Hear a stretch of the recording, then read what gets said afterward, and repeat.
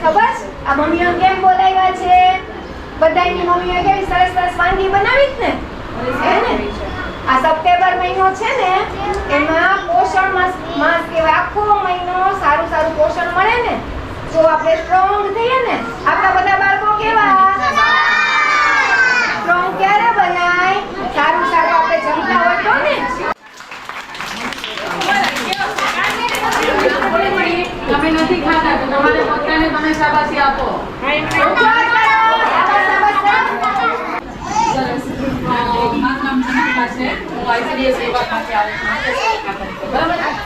અત્યારે આપણે ગુજરાત સરકાર છે ને એ પોષણ મંત્રી છે કે આખો મહિનો સરકાર છે ને પોષણ તરીકે ઉજવવામાં આવે છે. તો એની અંદર આપણા પોષણ માટે કે ભાઈ એવો તો આપણે શું ખોરાક ખાઈએ કે જેમાં પોષણની માત્રા આપણને મળી રહે. આપણા બાળકો છે, સગર્ભા માતા છે, કિશોરી છે, તો એને આપણે સ્વસ્થ અને તંદુરસ્ત કઈ રીતે રાખી શકીએ તો એ માટેનો આપણો પ્રોજેક્ટ બનાવવામાં આવે છે.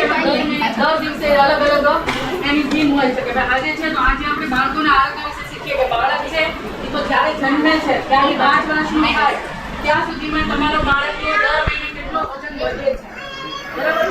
તો એ વજન આંગણવાડીમાં બે નોંધે છે. ઓનલાઈન એન્ટ્રી કરવાની છે કે દર મહિને તમારું આંગણવાડીમાં બાળકનું વજન થાય છે, ઊંચાઈ થાય છે, બરાબર? અને એના ઉપરથી એનો ગ્રેડ નક્કી થાય છે. તો એની અંદર 3 પાસા આવે છે કે માનો કે લીલા કલરમાં તમારું બાળક આવે છે તો લીલા કલરમાં તમારું જો બાળક આવે ને તો તમારે જાતને શાબાશી આપવાની કે તમે તમારા બાળકને સારો એવો ખોરાક આપો છો કે જેનાથી તમારા બાળકનું નિયમિત વજન વધે છે, બરાબર? એનાથી નીચે એનાથી નીચે આવે છે પીળા કલર.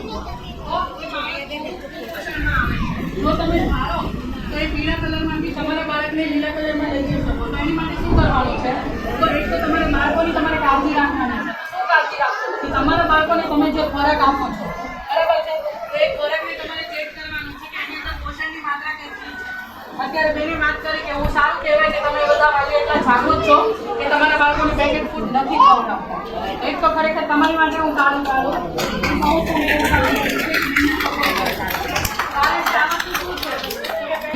છે ને એને ચાર્ટ બનાવેલો છે તો એમાં ખ્યાલ આવે કે ભાઈ તમારું બાળક છે તો એનું વજન કેટલું હોવું જોઈએ. તો કે જન્મેલું બાળક છે ને એનું વજન ઓછામાં ઓછું 2.5 કિલો હોવું જોઈએ. જો 2.5 કિલોથી બાળક જન્મે એનું ઓછું વજન હોય તો એ બાળક નબળું ગણાય, બરાબર?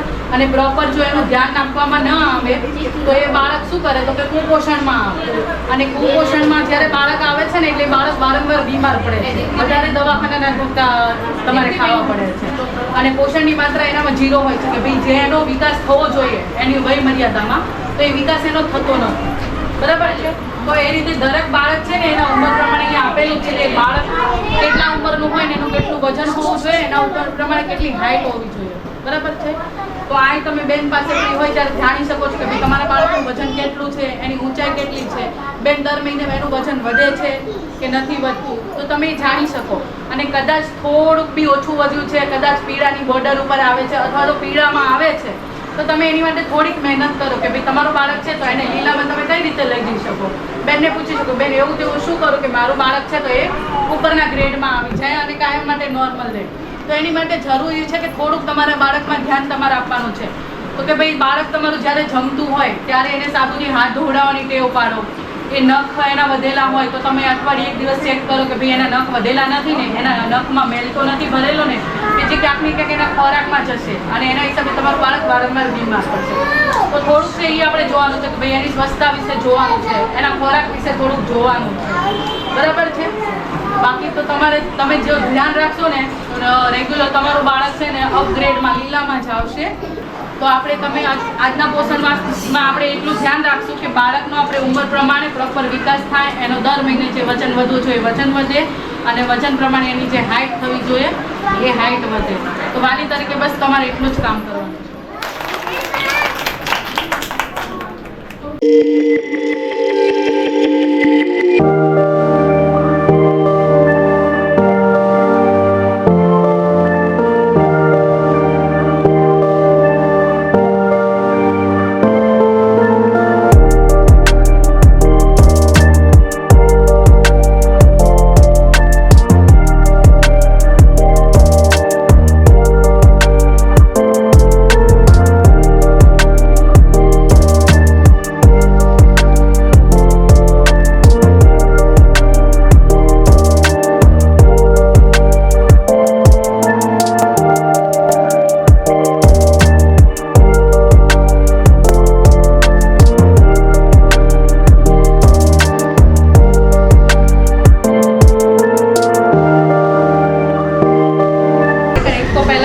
તમારા બધાનો ખૂબ ખૂબ આભાર માનું છું ICDS પરિવાર વતી કે તમે લોકો એટલા જાગૃત વાલીઓ છો ને સરસ મજાની તમે મહેનત કરી અને એક વાનગીઓ બનાવીને ખરેખર બધી વાનગી ખૂબ જ સરસ હતી અને એમાં છે ને પહેલો બીજો ત્રીજો નંબર આપેલો છે, બરાબર છે.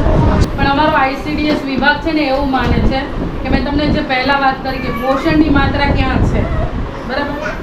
અમે જે બી ડિસિઝન લઈએ તો એમાં પોષણની માત્રા અમને પહેલાં જોવા મળે, એ પ્રાયોરિટી રાખીને મેં નંબર આપેલા છે. બાકી તો તમે બધાએ ખૂબ જ મહેનત કરી છે અને વાનગી બધાની બહુ સરસ છે, બરાબર. તમે બધા ખરેખર એક છે ને કે આમ આભારને એટલે મને કાંઈ એવું નહીં લગાડતા કે ભાઈ મારો નંબર નથી આવ્યો, મેં મહેનત કરી છે. તમે ખરેખર બધા જ ધન્યવાદને પાત્ર છો. મહેનત ખૂબ જ સરસ છે. પણ અહીંયા ખાલી એક શીખવાડવા માટે તમને એ જ છે કે ભાઈ તમે જો બનાવ્યું છે ને તો હવે તમે એમાં પોષણની માત્રાનું ધ્યાન રાખીને બીજી વખત બનાવો, બરાબર. ખરેખર તમારા કાર્યકર બેન બહુ સારું કામ કરતા હશે, એ તમને ખ્યાલ છે એમનું કામ સારું હશે ત્યારે તમે બધા આવ્યા છો અને એટલી બધી વાનગી તમે બનાવી લાવ્યો છો. જો એ બેનનું કામ સારું હોય તો જ આ વસ્તુ બને, નકર આ શક્ય જ નથી. બાળકના વાઘેલા મધુબેન ક્યાં છે? મધુબેન નથી. એની વાનગી છે ને એ પ્રોટીન સલાડ છે, ફણગાવેલા કઠોળનું સલાડ છે. જો અહીંયા જોજો. કઠોળ છે ને આપણે નોર્મલ કઠોળ ખાતા હોય, બરાબર છે, પણ એ કઠોળને આપણે પોષણયુક્ત કઈ રીતે બનાવીએ તો તમે કઠોળ હોય ને જેટલું એને ફણગાવો અને એના જેટલા અંકુર ફૂટે ને અને અંકુર તમારા પેટમાં જાય ને એનું પ્રોટીનનું પ્રમાણ છે ને ડબલ થઈ જાય. એટલે જે આપણે પોષણ ઘટતું હોય ને તમે જોજો જે લોકોને લોહીના ટકા ઓછા હોય ને એને તમે ખાલી સતત